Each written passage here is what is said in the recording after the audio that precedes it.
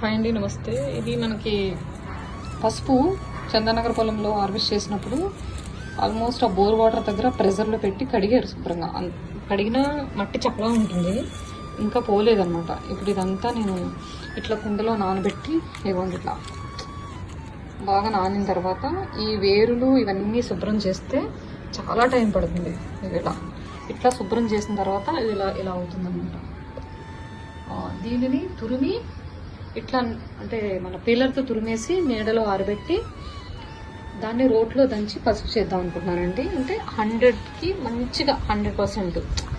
ఇంతలా పసుపు ఎవరు చేయరు. ఇంట్లో పండించిన వాళ్ళైనా వందల ఎకరాలు పండిస్తారు కాబట్టి మన 100 కేజీలు 200 కేజీలు 300 కేజీలు అలా వచ్చినప్పుడు పసుపుని ఇలా చేయడం కష్టం. మాన్యువల్గా వాళ్ళు ఏం చేస్తారంటే పసుపు అంతా పీకేసేసి ఏ చెరువులోనో బురదలోనో కాలువల్లోనో ఎక్కడో అక్కడ యావరేజ్గా అలా కడిగేసి పెద్ద డ్రమ్ముల్లో కడిగేసి ఉడకబెట్టేసి ఆ నీళ్ళలో పోసేసి దాన్ని ఆరబెట్టేసి మిల్లులో పసుపు పట్టించేస్తారనమాట.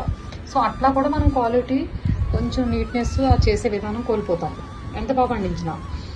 మన దగ్గర పసుపు పొడి మామూలుగా సేల్ చేసేదేమో ఇట్లా దేశీ విత్తనము కెమికల్ లేకుండా పండించి గోదావరి పద్ధతులు అట్లా ఉడకబెట్టేసేసి, ఎందుకంటే 150 కేజీలు 200 కేజీలు అంటే అవ్వదు కదా.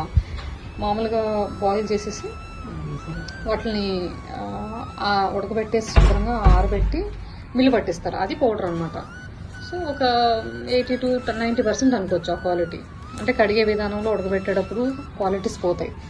మామూలు పచ్చి పసుపే తినాలి. ఇంతకుముందు పూర్వీకులు పచ్చి పసుపు అల్లంలాగా పీకి నూరుకుని వాడుకునేవారు.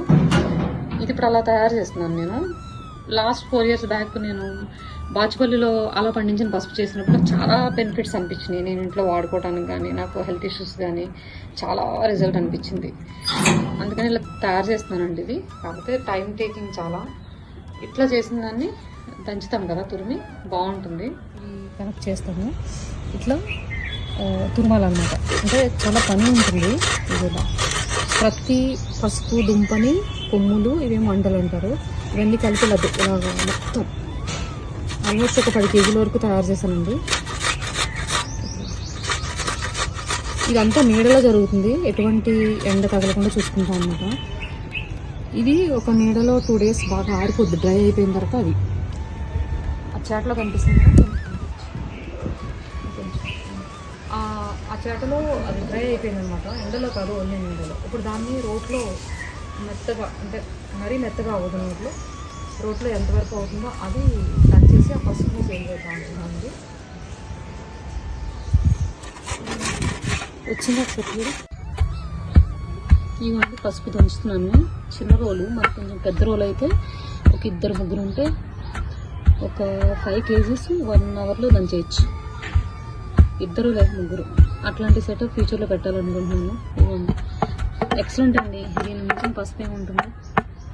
ఇప్పటివరకు మేము చూపించిన ఆ మెథడ్ అంతా ఇలా లాస్ట్లో ఫైనల్ మెథడ్ అన్నమాట, మేకింగ్ ప్రాసెస్.